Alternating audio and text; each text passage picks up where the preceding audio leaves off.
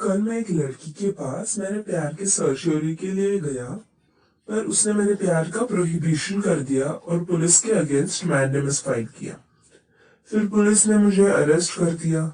इसलिए मेरे फ्रेंड्स ने पुलिस को पहले पूछा कि को वारंट हो और उसके बाद हेबिस कॉर्पस फाइल किया।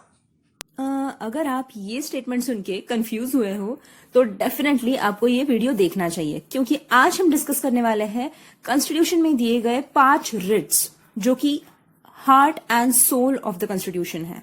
ऐसे डॉक्टर B.R. अम्बेडकर कहते थे और असल में वो है ही, क्योंकि इसी के कारण हम हमारे देश के सुप्रीम कोर्ट को protector and guarantor of fundamental rights बोलते हैं। ये 5 रिट्स हमारे कॉन्स्टिट्यूशन के आर्टिकल 32 में दिए गए हैं। और आपको तो मालूम होगा कि कॉन्स्टिट्यूशन के पार्ट 3 में फंडामेंटल राइट्स है। ये पार्ट 3 आर्टिकल 12 से आर्टिकल 35 तक है। मतलब ये जो आर्टिकल 32 है जिसमें रिट्स दिए गए हैं, ये खुद भी एक फंडामेंटल राइट है। तो असल में ये आर्टिकल है क्या? इसमें 2 तरह के राइट्स और पावर्स है। पहले तो अगर किसी इंसान का फंडामेंटल राइट वायलेट हो रहा है तो वो डायरेक्टली सुप्रीम कोर्ट के पास जा सकता है। और दूसरी चीज ये है कि सुप्रीम कोर्ट 5 अलग अलग रिट्स इशू कर सकता है for the protection of fundamental rights. अब इसी तरह का एक और आर्टिकल है आर्टिकल 226। दोनों में राइट्स और पावर सेम है, सिर्फ इतना डिफरेंस है कि आर्टिकल 32 सुप्रीम कोर्ट के बारे में बोलता है और आर्टिकल 226 हाई कोर्ट। मतलब अगर आपका फंडामेंटल राइट वायलेट हुआ है तो आप डायरेक्टली सुप्रीम कोर्ट के पास जा सकते हो थ्रू आर्टिकल 32 और हाई कोर्ट के पास जा सकते हो थ्रू आर्टिकल 226। ऐसा कोई भी रूल नहीं है कि पहले आपको हाई कोर्ट में जाना है उसके बाद ही आप सुप्रीम कोर्ट में जा सकते हो। बट अगर आप डायरेक्टली सुप्रीम कोर्ट में जा रहे हो तो आपको जस्टिफाई करना पड़ेगा कि आप हाई कोर्ट में क्यों नहीं गए, डायरेक्टली यहाँ पे क्यों आए हो।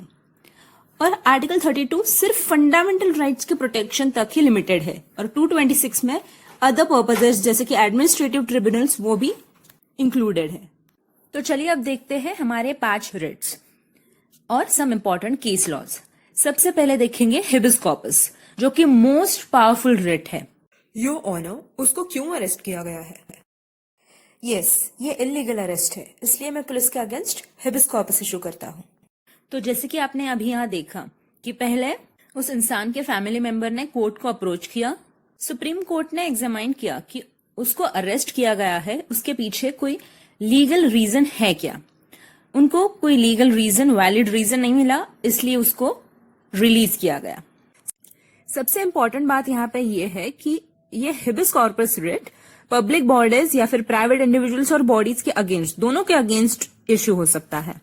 यहाँ पे इंपॉर्टेंट केस लॉ है Rudul Shah versus state of Bihar.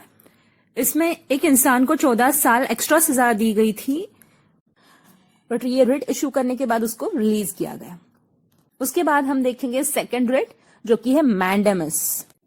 Your honour, he is not taking my complain. Mandamus, you have to perform your duty. तो जैसे आपने यहाँ पे देखा, एक इंसान पब्लिक ऑफिसर पब्लिक ड्यूटी करने के लिए रिफ्यूज कर रहा था विदाउट एनी रीजन। तो ये रिट इशू होने के बाद उसको वो कंपल्सरीली, मैंडेटरीली करनी पड़ी, क्योंकि वो एक पब्लिक ड्यूटी थी। इस रिट में एक ही बात इंपॉर्टेंट है, जो कि है पब्लिक ड्यूटी। ये हम एक एग्जाम्पल लेके समझते हैं। Gujarat state financial corporation versus lotus hotel एक इम्पॉर्टेंट केस है। तो इसमें क्या हुआ था, फाइनेंशियल कॉर्पोरेशन ने वादा किया था लोटस होटल को कि हम आपको फंड्स प्रोवाइड करेंगे, बट उन्होंने बाद में रिफ्यूज किया। इसलिए लोटस होटल ने सुप्रीम कोर्ट को अप्रोच किया और कोर्ट ने मैंडेमस इशू किया, क्योंकि एक पब्लिक ड्यूटी थी। मैंडेमस सिर्फ public bodies, public officers, corporations, inferior courts, tribunals और गवर्नमेंट, इनके अगेंस्ट इशू हो सकता है। किसी भी प्राइवेट इंडिविजुअल और बॉडी, चीफ जस्टिस जो जुडिशियल कैपेसिटी में एक्ट कर रहा है, या फिर state governors on discretionary duties, इनके अगेंस्ट मैंडेमस इशू नहीं हो सकता। अब देखते हैं थर्ड रिट, सर्चरी। तो यहाँ पे आपने देखा सुप्रीम कोर्ट ने लोअर कोर्ट को ऑर्डर किया कि जो पास्ट रिकॉर्ड्स है वो सबमिट करो। उनमें से एक रिकॉर्ड उनको इलीगल लगा, इसलिए उन्होंने वो स्क्वैश कर दिया। तो इस रिट में क्या होता है, सुप्रीम कोर्ट और हाई कोर्ट लोअर कोर्ट को कमांड दे सकते हैं टू सबमिट पास्ट रिकॉर्ड्स और जजमेंट्स। अगर उनको वो इलीगल लगते हैं तो वो उनको स्क्वैश कर सकते हैं। इलीगल अगर एक्सेस ऑफ ज्यूरिसडिक्शन है, लैक ऑफ ज्यूरिसडिक्शन है, अनकॉन्स्टिट्यूशनल ज्यूरिसडिक्शन है, नेचुरल जस्टिस के प्रिंसिपल्स को वायलेट किया है, तो वो इलीगल माना जा सकता है और स्क्वैश कर दिया जा सकता है। ये एडमिनिस्ट्रेटिव अथॉरिटी और जुडिशियल अथॉरिटी दोनों के अगेंस्ट इश्यू हो सकता है। यहाँ पे इंपॉर्टेंट केस लॉज है Gullapalli Nageswara Rao versus APS RTC, A K. Kraipak versus union of India. इन केसेस में हायर कोर्ट्स को लगा था कि इनके लोअर कोर्ट्स के जो डिसीजंस थे वो इलीगल माने गए, इनवैलिड माने गए, इसलिए उन्होंने वो स्क्वैश कर दिए गए। इसके बाद आता है प्रोहिबिशन। अब सर्शियरी में क्या था कि अगर कोई मिस्टेक हुई है लोअर कोर्ट से तो वो हाई कोर्ट करेक्ट कर देते हैं, वो पास्ट जजमेंट है वो स्क्वैश कर देते हैं। बट अगर कोई मिस्टेक होने से पहले अगर हमें पता चलता है, जैसे कि हम बोलते हैं prevention is better than cure, so prevention और प्रोहिबिशन ये दोनों रिलेट करो और क्योर सर्शियरी के साथ रिलेट करो। तो प्रोहिबिशन मतलब क्या, मिस्टेक होने से पहले ही अवॉइड करना, फॉरबिड कर देना। ये रेट भी जुडिशियल, क्वासी जुडिशियल, ट्रिब्यूनल इनके अगेंस्ट इश्यू हो सकता है, एडमिनिस्ट्रेटिव, लेजिस्लेटिव और प्राइवेट बॉडीज के अगेंस्ट नहीं हो सकता। यहाँ पे अगर कोई लोअर कोर्ट उसके जुरिस्डिक्शन एक्सेस करने के लिए ट्राई कर रहा है तो हाई कोर्ट उसको प्रोहिबिशन की रिट इशू कर सकता है और फॉरबिड कर सकता है कि आप ऐसे नहीं कर सकते। तो इन शॉर्ट प्रोहिबिशन और मैंडेमस अपोजिट है। प्रोहिबिशन में इनएक्टिविटी डायरेक्ट की जाती है कि मतलब आपको ये नहीं करना, और मैंडेमस में ये आपको कंपल्सरीली करना है।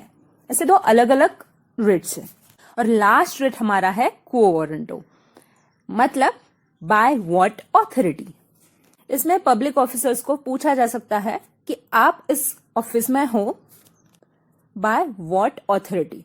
अगर वो टाइटल डिफेक्टिव लगता है तो उनको निकाल दिया जा सकता है। This writ can be issued only in case of substantive public office of permanent character created by a statute of constitution and can't be issued in case of ministerial office or private office. So ये 5 important writs थे, HP company और MCQs, HP MCQ। ये आपको याद रखने की भी जरूरत नहीं है, क्योंकि अगर आपने एक बार भी ये वीडियो देख लिया है तो आपको ये ऑटोमेटिकली याद रह जाएगा। और याद रखने के लिए एक और चीज है, हर एक रीट के सामने मैंने एक वर्ड लिखा है जो वो रीट के साथ रिलेट होता है, उसके मीनिंग के साथ रिलेट होता है। तो वो वर्ड भी अगर आपको याद आता है तो आपको रीट का मीनिंग ऑटोमेटिकली याद आ जाएगा। हेबिस कॉर्पस, प्रोहिबिशन, मैंडेमस, सर्शियरी और क्वो वारंटो, ये सब लैटिन वर्ड्स हैं और इसके मीनिंग्स हमने अभी देखे पूरे कंसेप्ट के साथ।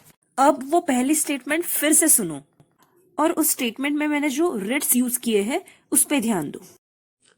कल मैं एक लड़की के पास मेरे प्यार के सर्शियरी के लिए गया, पर उसने मेरे प्यार का प्रोहिबिशन कर दिया और पुलिस के अगेंस्ट मैंडेमस फाइल किया। फिर पुलिस ने मुझे अरेस्ट कर दिया। इसलिए मेरे फ्रेंड्स ने पुलिस को पहले पूछा कि क्वो वारंटो और उसके बाद हेबिस कॉर्पस फाइल किया। अब डेफिनेटली आपको इसका फुल मीनिंग समझ में आया होगा। So this was it. Thank you.